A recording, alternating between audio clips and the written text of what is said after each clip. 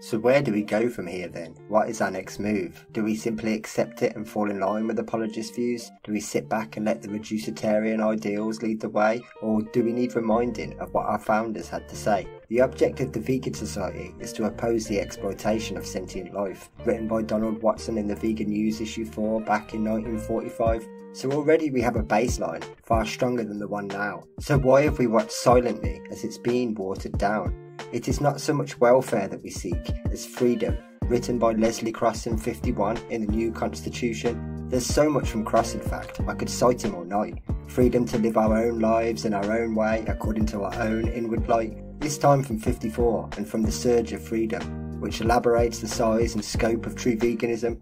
This is a big idea, probably even too big for some, and maybe that's why we keep seeing these problems. Too sophisticated, too vast, maybe too much information, so they reduce it down without a thought for the implications. Anyway, enough digression, back to our history class. We can skip forward a decade and we're now with Eva Bat, a way of living which avoids exploitation, whether of humans, animals or the soil we rely on. This is from Why Veganism, from 1964.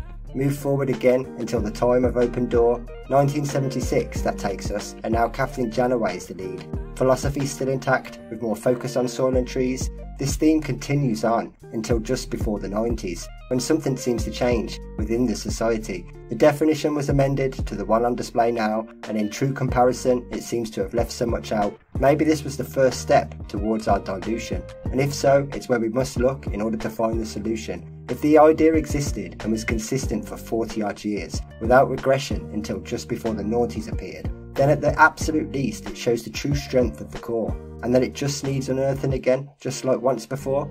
We can be the new pioneers declaring peace during war, and standing up to oppose injustice louder than ever before. With so much more knowledge, research and information, we can be the change that influences the next generation. We can be the movement again that we once used to be, where even our founders can be proud of our chapter in history.